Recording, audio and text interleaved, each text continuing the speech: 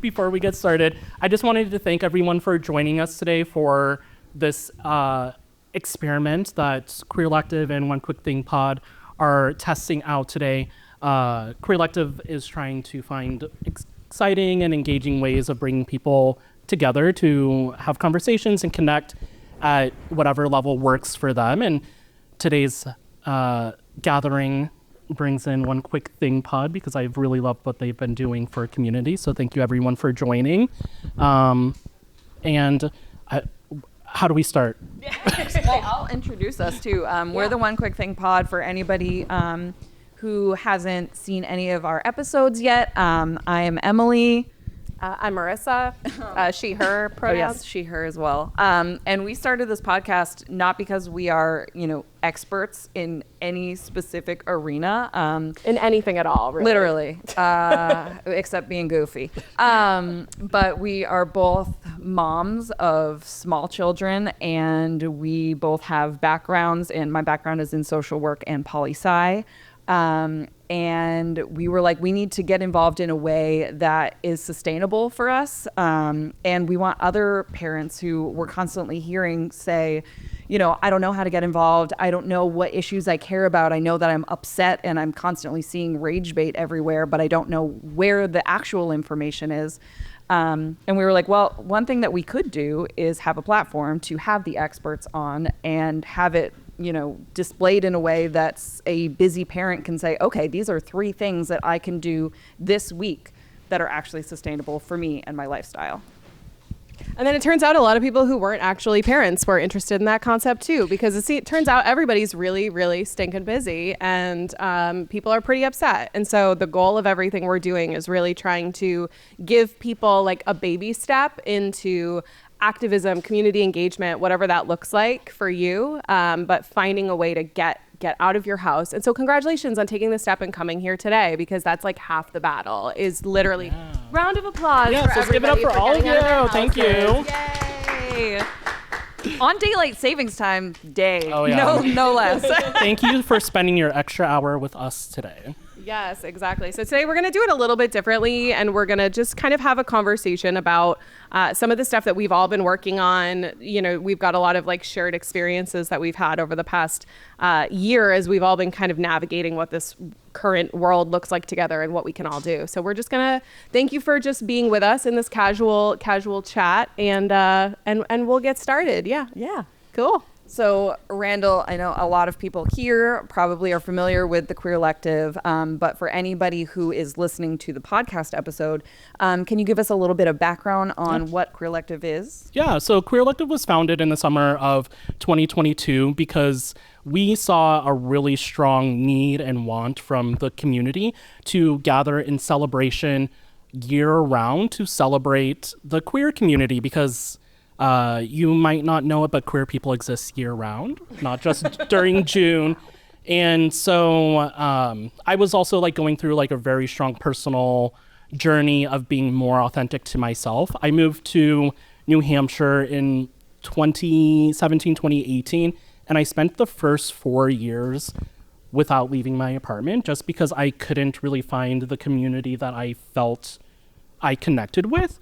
And it came to kind of a head where I had a pretty substantial like mental health challenge at the end of 2021. I know so many people in this country did, because that was really like during the height of the pandemic. And I really wanted to find a way to be more authentic to myself. And that meant really embracing my queerness, embracing myself as an artist, putting myself out there. And that all culminated that summer.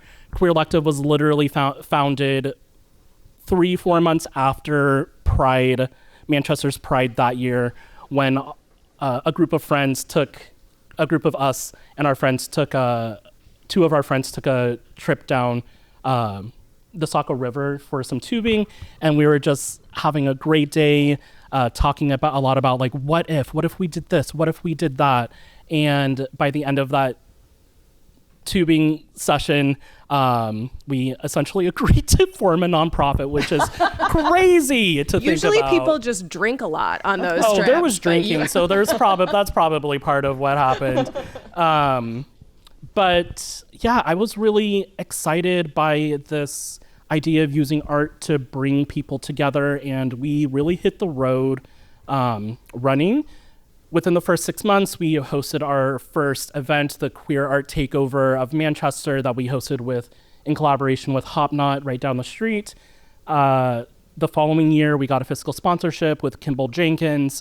And then the year after that, we got our own nonprofit status. And we've been really growing really, really quickly throughout that time. And we've learned so much. We've failed so much. But the community has really shown up and shown out for us all throughout that, and it's really crazy to think of how much we've done in such a short amount of time, but that's truly a testament of how important and valuable and needed what people and organizations like us do for the community. And I know that both of you can kind of attest to that. I think we were talking, and you've only been doing this for 10 months, and I think the impact of what both of you have been doing has been so strongly felt throughout the area. And that's why I was like, let's collaborate and bring these together and work on connecting these communities and these organizations and these people, because there are so many people doing really great work and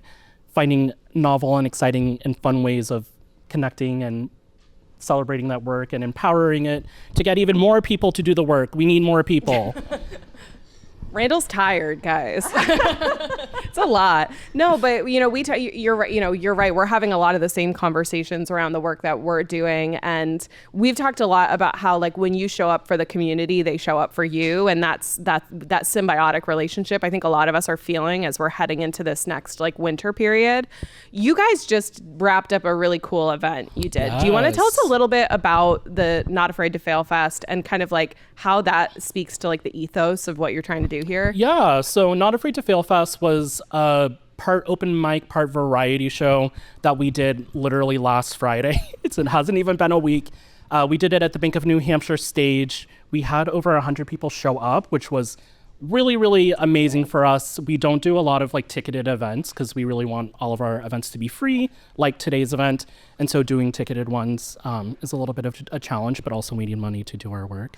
But the idea behind Not Afraid to Fail Fest was to get people out of their comfort zone and really try something new, with the idea that the community is behind them throughout the whole journey. And we had such an amazing array of people participate in that event and different acts that people put on.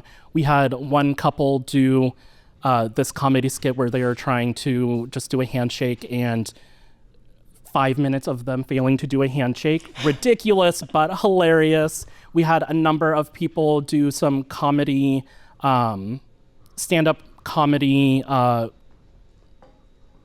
stand-up comedy sets about their lives in New Hampshire, because this is a very interesting place to live. We actually have one of our performers here, Jay Galloway, in the center of the room.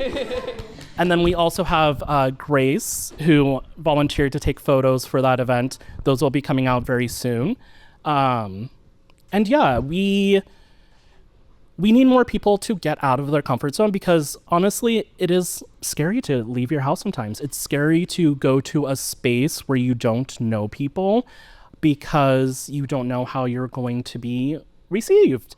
And it's scary to do something that's big and different and bold, but we need more people in the community that are doing those things for us to truly thrive as a community. And while Not Afraid to Fail Fest was primarily focused on creative expression, that idea of going out and doing something outside of your comfort zone also is a testament to building community, standing up for your community. And it also gets into being more politically active, because the first, in terms of the hierarchy of the process of getting people to be more politically active, the first thing that you need to do is establish that sense of community. And we need people to show up to do that. And we need so much change in this work, in this world.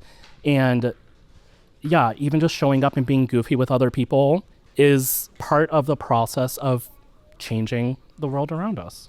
Yeah, I think that's a really interesting point, and I love the lens through which you see it. It's sort of, to me, it's like a spectrum of resistance almost.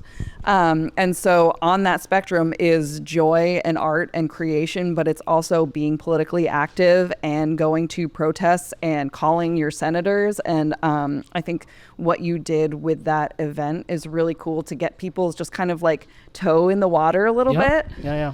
It's really beautiful.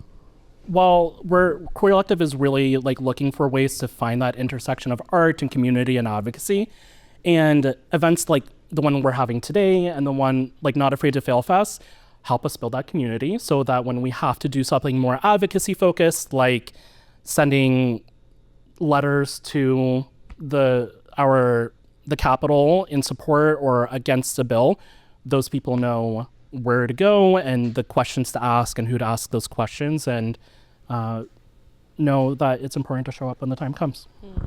We talk a lot about like pipelines, and I feel like this is kind of what I'm thinking about a lot. It's like, how do we help move people through this like activism or engagement pipeline, and anything that, and I think that when people like us and people like everyone that are here like are able to put themselves out there a little bit, it makes it easier for everybody to put themselves out there. And it's not going to get easier, right? Like we're in a moment where it's not going to, if you're waiting for it to get easier to get involved politically or get involved in activism, it's not. And so we all have to be flexing that muscle because we're going to have to get stronger and show up for ourselves in more and more real ways. We're going to talk a little bit later with one of our friend from MARF is here. Natalie is going to chat with us for a few minutes about what they're doing, but we're in times where we need to show up like really immediately for our community, and having groups like this can enable us to do that and show up in a more real way.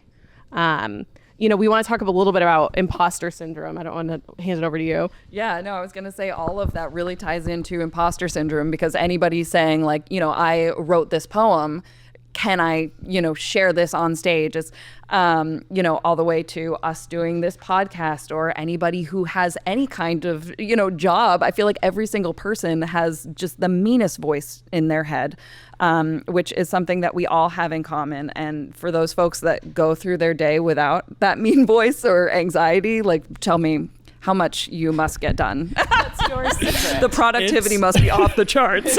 So for Not Afraid to Fail Fest, we did put together like a little skit about how I have gotten over like my fear of failure and how that is a superpower for me, but it's a curse for everyone around me, because I will always have the most outlandish ideas and I'm like, all right, let's do it.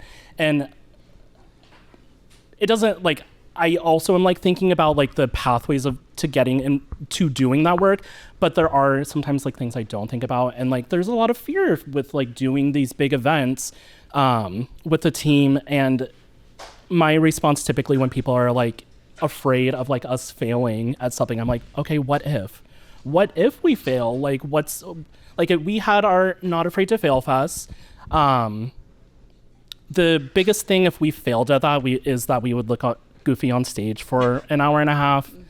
What's the worst that's going to happen from that? And also we would lose some money, but also that's but yeah, I think that like just getting over that fear of failure and recognizing that failure isn't necessarily like something that's always bad. It's really something that you can use as a tool to learn. Throughout like Queerlective's time, we've experimented with so many different events, different ways of like making collective decisions, different ways of organizing. And so it's been interesting because we have failed a lot throughout that time, but every time we do fail, we're able to like look back and be like, okay, that didn't work. Let's try this instead. And yeah, I think like flexing in terms of like, in that idea of like flexing a muscle, flexing that flexibility muscle is like really powerful when it comes to like not being afraid to fail. And then I will also say in terms of like that imposter syndrome, I know this isn't easy for everyone to like internalize, but just love what you do. Like, I didn't make the decision to be an artist really until 2022, when I was trying to be more authentic to myself. And during that time, I took one drawing class at New England College. And so I don't have a lot of those technical skills, but I love experimenting with like colors and materials and shapes and just making stuff that I like. I'm making art for myself. And so I don't have like that imposter syndrome of like being in different spaces, because I love what I do. I love like creating the art that I do. I love experimenting with like gatherings in the community. And so, yeah, it's not an easy thing to like a point to get to, but loving yourself and like embracing yourself and recognize yourself as like a rock star is like so powerful. Getting over that imposter syndrome. But again, I know I'm like, I feel like I'm like, oh, you have imposter syndrome, just get over it. Just be braver. Yet I'm riddled with anxiety. Just, practice some self-love. No, it's true. It is true though. Like when you think about it as like a muscle that can get stronger too, because in the context of like what we've been doing, you know, like we said, we started this podcast in December of last year after the election, and we were just like grappling for something to like invest positive energy into. And I remember pretty early on, we were like, it'd be really sick if we could do this in person and like get people together in person. But like, I don't know if like, even if it's just like 10 of our friends, that would be cool. And so we started doing these shows at Auspicious Brew in Dover. We're based out of the Seacoast. We started doing those shows, and like, that was like my first time picking up weights, right? Where I was like, oh my God, what if nobody comes and we're going to look like an idiot? We're going to look stupid. And then I was like, what again, to your point, what if nobody comes? What if nobody comes? And like 5 of my friends are in the audience. We all drink some good kombucha and we have a good time. But like, to be honest, like we were driving in today and I was like, I still get nervous. Like I still get nervous because I think like, especially like we put ourselves out there in a way that's like online a lot of times. Right. And so, I'm curious, how many folks here are on TikTok? Awesome. Okay, cool. Are you using NHTalk, people? Let's use use hashtag NHTalk to find each other. But I started posting about politics on social media again around that same time last year. Prior to that, I was posting like stay-at-home mom content and like comedy, just silly stuff, right? And I just started paying attention to what was happening around me and kind of processing through it via the internet. And that kind of blew up in a way that I wasn't expecting. And I'm still very much like picking up those weights every day when I'm like trying to show up and like process through what's happening, and hopefully in a way that's like helping other folks process through it as well. But it's like putting yourself in any situation where you're going to be visible like that is very intense, and it's very hard, and it gets easier as you go on. Yeah. So one thing I like did want to like mention is as preparation for all the performers for Not Afraid to Fail Fest, we had the fantastic clown Gemma Saldati, who does a number of acts, including Sleepyhead, come and work with all of the performers to do a stage readiness workshop. And I think that is like another muscle to flex, which is being more of a clown, being more okay with making a little bit of a fool of yourself. I think like in terms of like the process and the experience of Not Afraid to Fail Fest, I think that workshop was like really like one of the best parts of the experience, because it just really got everyone very comfortable with expressing themselves and being silly and goofy and not worrying about the consequences of being fun. It's such a good point. Like, I think that like fascism and authoritarianism in the way that we're living in it, or we're entering into that period, they want us to be small, right? They want us to not take up space. They want us to fall in line and not do anything risky and not put ourselves out there. And so just being yourself in a big way is like you were saying, this is like a form of resistance too.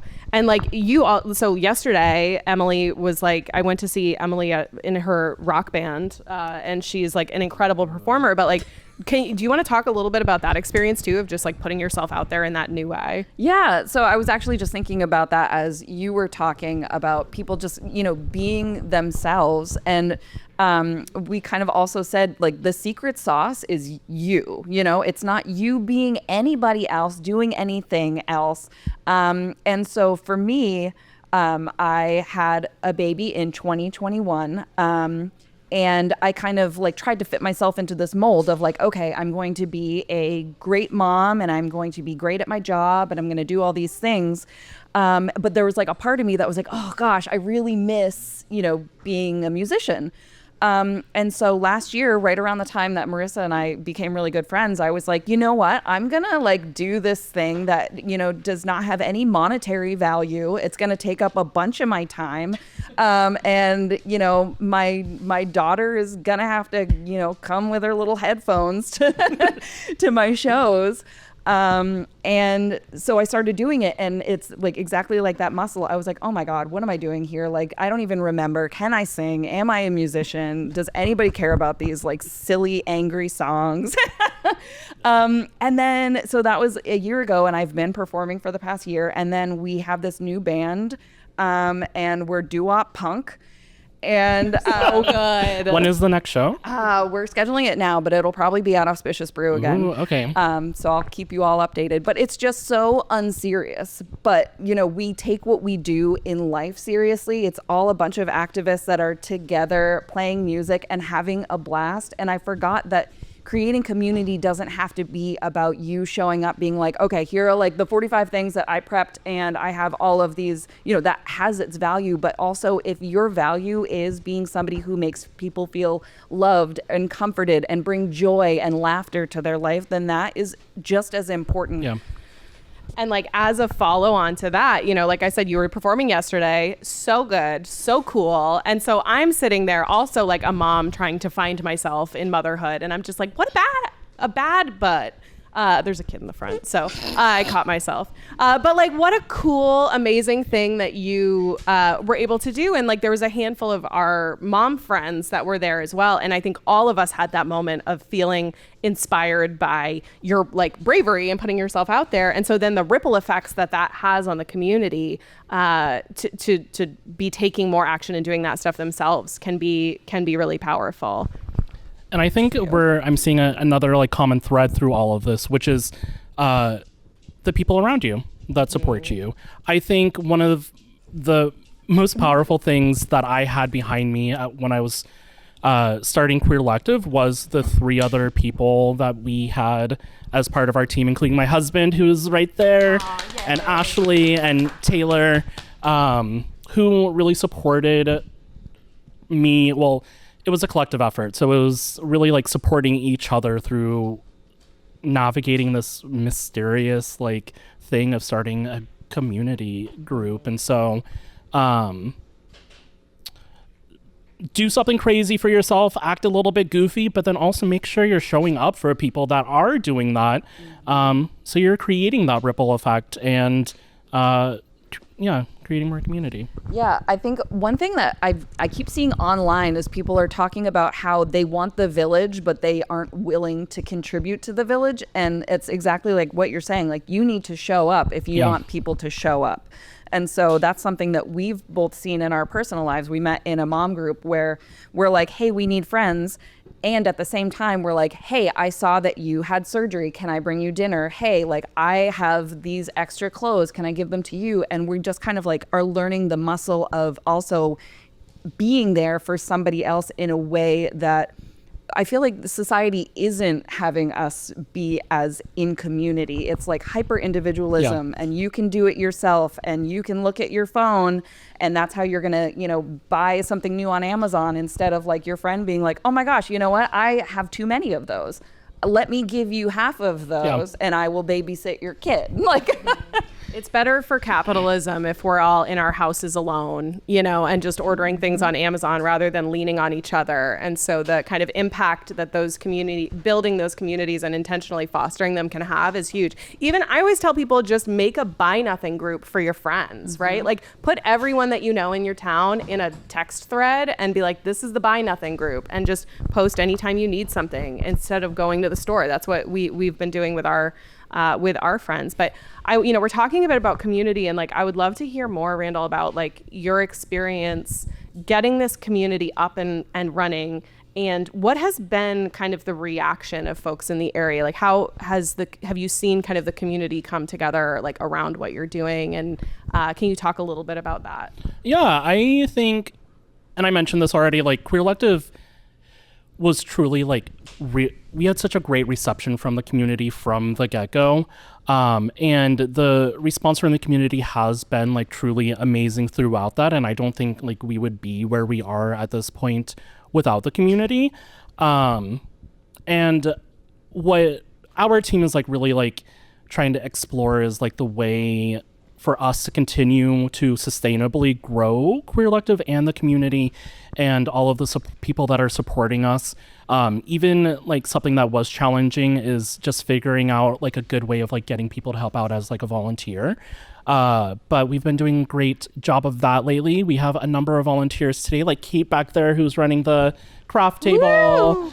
And Ash, who is a new board member, but is also technically a volunteer, and Anushka, who is starting to help us out with collab as well. Woo! And then Grace, who, showed up for Not Afraid to Fail Fest. And so I think like the next phase of Queerlective is really like finding out ways of bringing in the community in more meaningful and intentional ways to continue to grow what we're doing.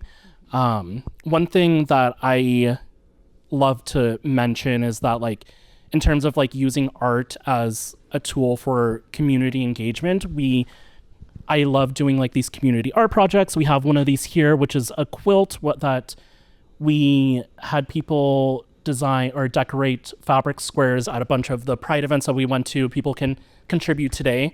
But the connection that I see between community art projects like this and what we're trying to build is people are able to contribute to this big, beautiful piece that is greater than the sum of its parts, and people are able to directly look and point to the square that they contributed and be like, that's my contribution to that piece.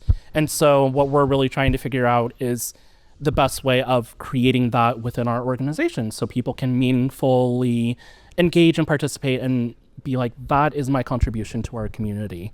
And that's another thing. It's challenging to figure that out, but we have been experimenting. I love experimenting, and it's been going pretty well.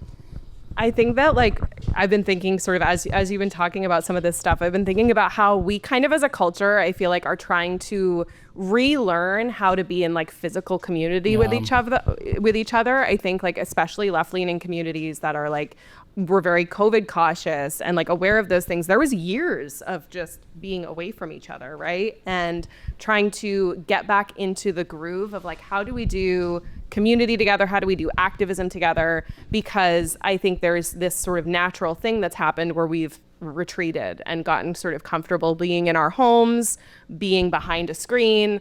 But the moment that we're in requires us now to like go beyond that. And so that push has been hard, and I think we've certainly experienced that in the work that we've done of like trying to actually get people to put boots on the ground somewhere and just show up at a protest or show up, you know, at your local town's No King's Day rally or whatever the case may be. But it's I think we're building it back. This is a perfect example of kind of like building it back in a new way, right? It's like reminding people why it's important. It's not just about sitting at a table with you, but it's like I think there's some real like energy that happens there and motivation that happens there, and we've seen that firsthand of seeing people come out to an event and then we see their action change immediately. They come to an event and then the next day like a week later they're posting all these TikToks about what's local elections are happening in their community, and I'm like, let's go, right? Oh, yeah. Like that's a big part of that's always my pitch. And so I'll make that for everyone here today is like,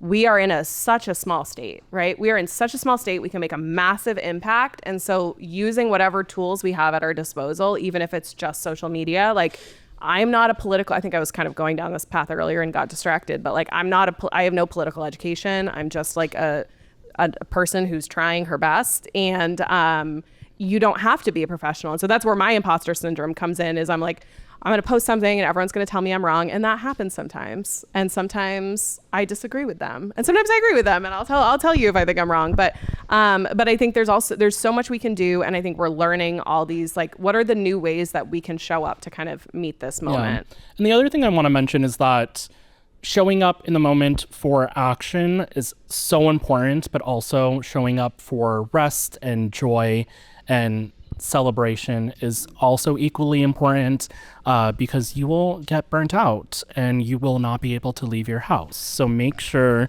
that you are also taking care of yourself and taking care of your community.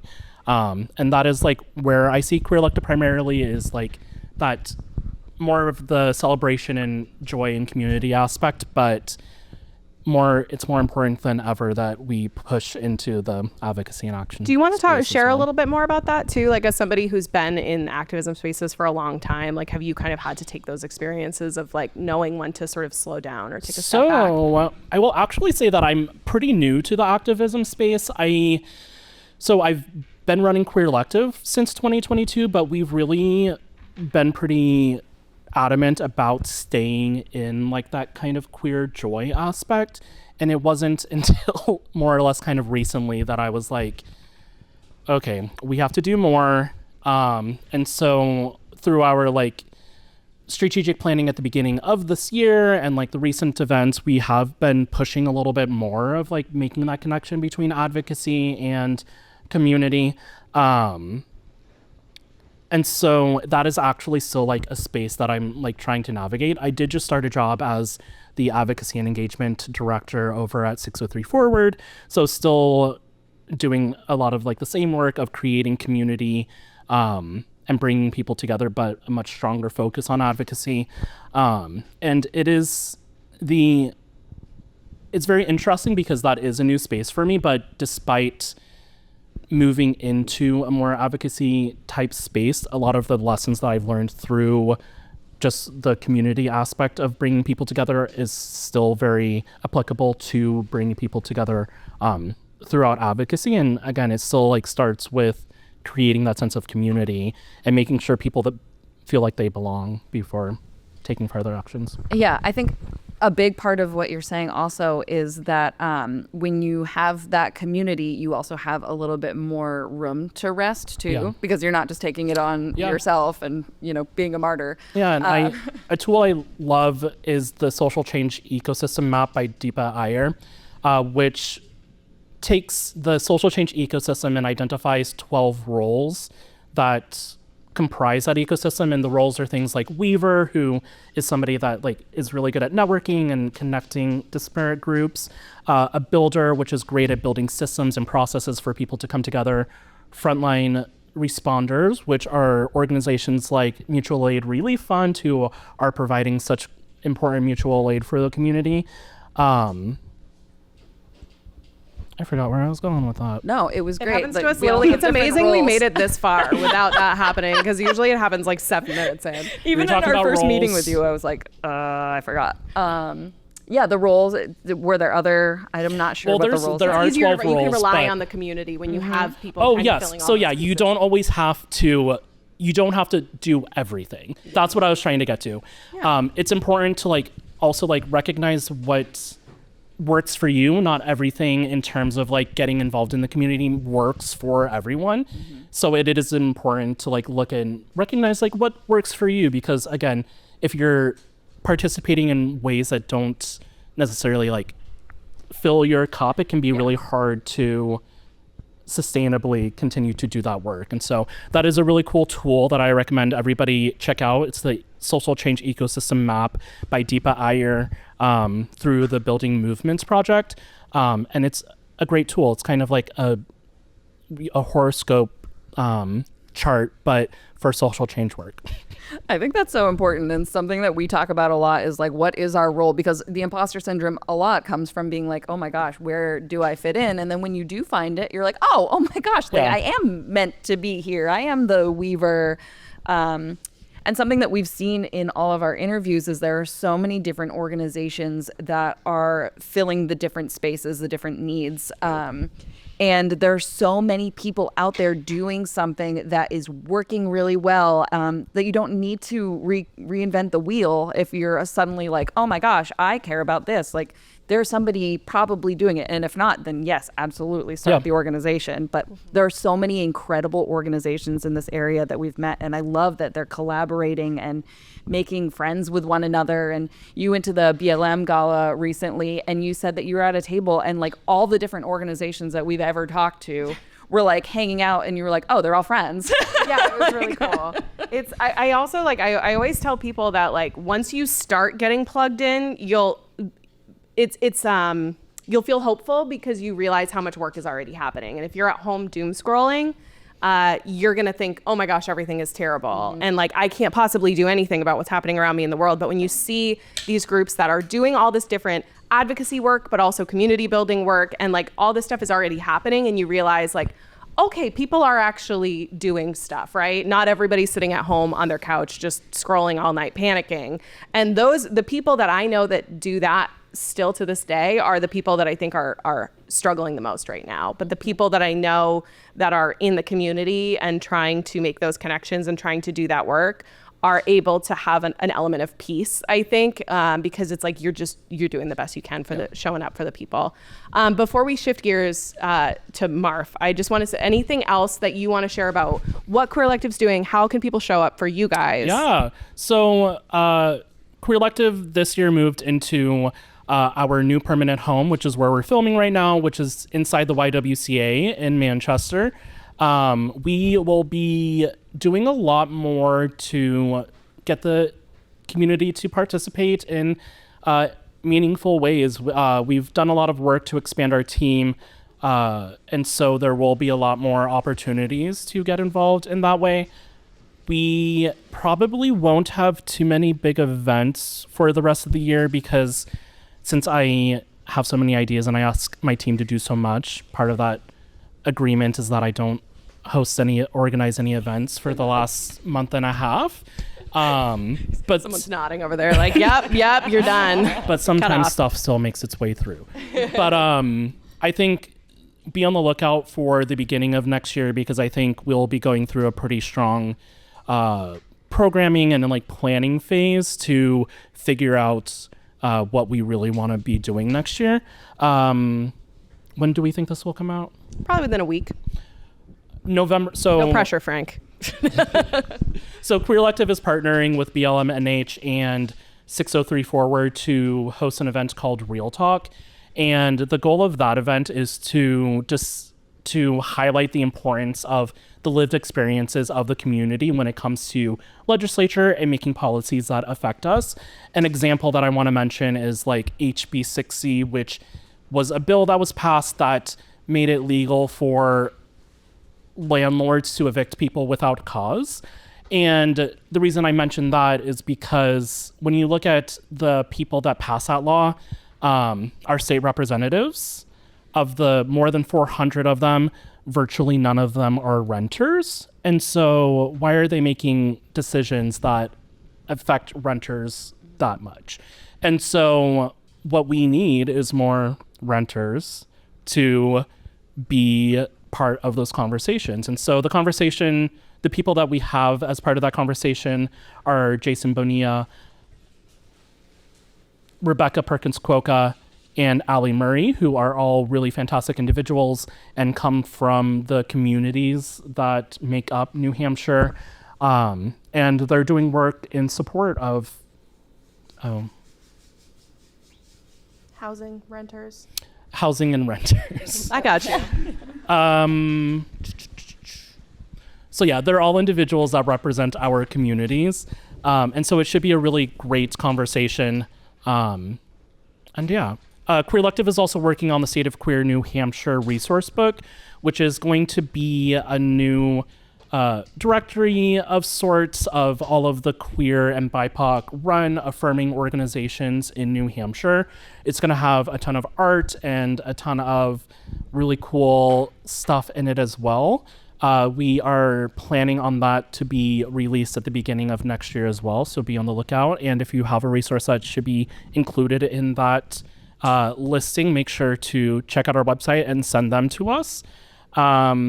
Yes, y'all should submit to be included in it because y'all are amazing. And I think that is it. Is there anything else we're doing? All right. Amazing. Guys, round of applause for Randall. Thank you so much for joining us today. And can I invite our friend Nat up to the stage to chat a little bit about New Hampshire MARF? Woo! Thank you for doing this spontaneous interview with us. This is wonderful. I'm glad we could make the timing work out that I can join you today. Oh my gosh, I know. Yeah, like, what a absolutely. bonus. Thank you, Randall, for hooking that up. Yeah. That'll kick us off. Yeah. So we are familiar with MARF in sort of a small way, but we would love for you to share a little bit more about what MARF does. Absolutely. Yeah, so MARF is the New Hampshire Mutual Aid Relief Fund. We've been in existence for, I think, almost exactly 6 years now, and started out of groups of friends on the Seacoast and here in Manchester wanting to directly give supplies to people who needed them, and it's grown quite a lot in the last few years. We now operate 5 weekly free store events in Manchester, Nashua, Concord, Dover, and Rochester, and we have friends in Keene who do their own. They were part of MARF and now have had so much success that they're their own nonprofit. So we're really all across southern New Hampshire helping people in need get the basic necessities like clothing, food, hygiene items, first aid items, trying to be as low barrier as possible. Just, you need some stuff, we'll be out in a public park near you. Yeah. One of the things that you just said that jumped out to me is that like this came out of just some friend groups, right? Like that's kind of, I think that's like super inspiring. Like that it's, because now you guys are a really big organization. Like you have a lot of recognition. Tell me a little bit about like, I don't know if you were involved in the origin story days, but it's just kind of interesting. I was not. I moved to Manchester about 5 years ago and got involved right away, which was lovely. Like I moved to Manchester, I looked up mutual aid groups in New Hampshire and immediately found like a little ready-made friend group and a queer community in that volunteer space. But it really started with a handful of people who were already connected through some other advocacy and like community groups saying we need to do something right now to help out. It was like early winter 2019, I believe. And they had already done a couple like one-time sort of storm emergency sort of help, like let's get some hats and gloves and hand warmers and granola bars out to people. And it just one day, as far as I've been told, they said, let's do this again next week, same time, same place. Because that consistency is really what helps this succeed and helps the people who need these supplies know we will be there every single week in the same place at the same time. You can find us. You don't even need to follow us online to find us. We will just be there. Yeah. I have one more question, then I'll send it back to you. Can you talk a little bit? I'm somebody who like, I'll be honest, like I don't think I had ever really heard the term mutual aid until like a year ago. So for those of us who aren't familiar with the idea of like mutual aid, how is that different from other organizations maybe that we're familiar with? Yeah, mutual aid is a pretty broad term. It generally describes a group or a philosophy around trying to get people the things they need in their daily lives in a very community-oriented way. It's not a charity where you have a group of people who are the people who have things and a group of people who need those things sort of environment. It's very much, we are all a community, let's exchange among ourselves, like mutually. It's in the way New Hampshire Mutual Aid Relief Fund does it, we're very focused on those sort of daily necessities. But there's also mutual aid groups that do more around education or more around children's programs, youth programs. Like it can take a lot of different forms with that same mentality around cooperation, around horizontal leadership, that we don't have one person or a small group of people who are in charge, but really anyone who volunteers has a voice in it. We try to get the whole community of people who come to the free store involved in big decision making as much as possible. That's amazing. Yeah. I noticed that you're wearing an incredible Yes. Sam Pow shirt. Tag Sam Pow.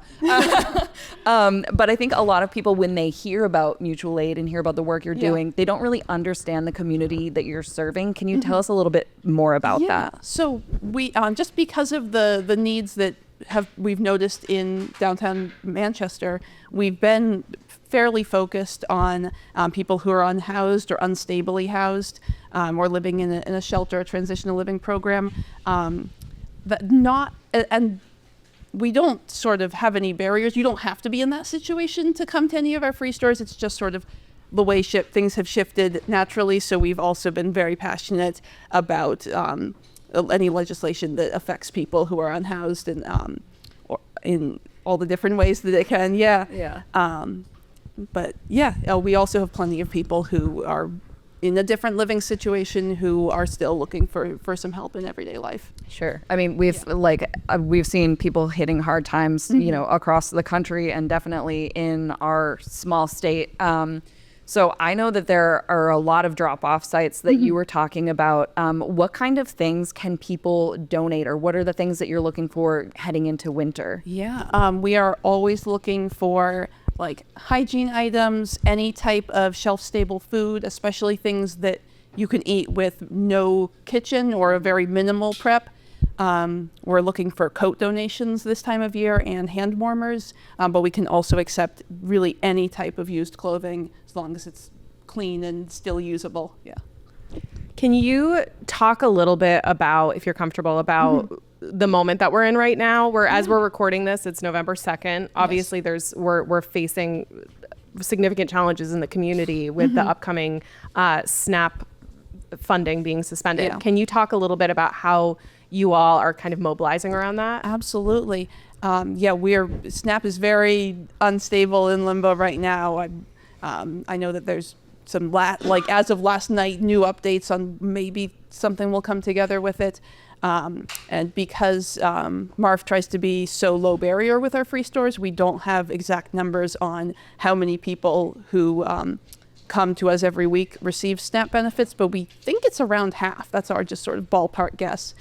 So just in the last week, we've had a lot of conversations of, can we allocate more of our budget every month towards food purchasing? We already spend a decent amount on purchasing food to supplement what we receive donated from the community. So that's big on everyone's mind right now. And we've also seen so much support already in people wanting to organize food drives, just increasing monetary donations, which is really wonderful to see so much community attention on this issue.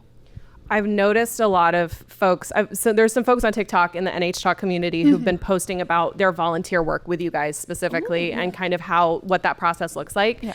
I think one of the things that stands out to me is you're talking about low barriers. Like it seems like the type of thing that you really, if you're somebody who has a little bit of time, an hour of free time, you can just show up and support. Can you talk a little bit about just what the experience was like for somebody who maybe just wants to show up and help? Absolutely. For new volunteers, we really recommend just show up to one of our free stores. I mean, maybe text us ahead of time that you're coming so we know to look out for you and introduce ourselves.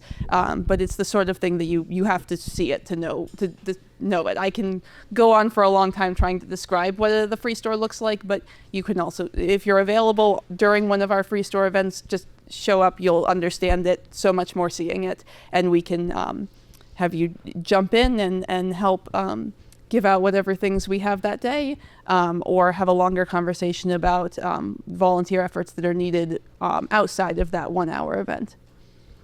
That's incredible. So for anybody else who is just learning about this, so you can donate monetarily. Yep. You can donate food or, other like sleeping bags, coats. Yes. Is there any other way you can get involved? As you also mentioned, volunteering. Yeah. I know some people organize like a donation drive at their workplace or in a different community setting that you're in. If you are attending a church, for example, and want to put together this month, we're going to raise money for MARF specifically, which is always lovely. We rely really heavily on our monthly donors. We have a lovely group of people who for years and years have been giving just a few dollars every single month, and that lets us plan ahead and know that we are going to have this amount of money next month as well, and not have to sort of feel that pressure of, well, we can't help all we want to right now because we need to plan ahead, but really be able to say we have this money available. So yeah. Well, we'll definitely include like all of those abilities to donate to you or volunteer for you in the show notes. Oh, thank you. Yeah, absolutely. I think any final words on kind of what you're doing and how people can show up and support you in this moment? I would just want to say how important the community around the New Hampshire Mutual Aid Relief Fund has been for me personally. Like, I moved to Manchester not really knowing anyone. I had been involved in some mutual aid efforts where I had lived in Utah previously, and I just sort of was able to jump into a really lovely friend group and community space in a way that I don't think I would have gotten otherwise, or would have been much harder to build moving into a new city. So just the experience of volunteering is wonderful because you're helping out your community, but also it can be really wonderful socially for all the people who come. That's such a great reminder, especially with an organization like yours where you can really just show up for an hour, right? If you only have an hour this month, you can just show up for an hour and move some cases of water bottles around and meet some people in your community. I think that's really special. Thank you for what you're doing right now. Thank you so much for everything. And we're really lucky here in New Hampshire to have you guys all working so hard for our neighbors. Thank you. Thank you for having me. This has been lovely. Awesome. And thank you all for being here today. I think that's all we got for today. So hang out, grab a bite, grab another donut, another bite to eat. And thank you guys all so much for showing up. Cool. Thank you. That's it. Thank you so much for chatting with us. That was amazing. Great to meet you.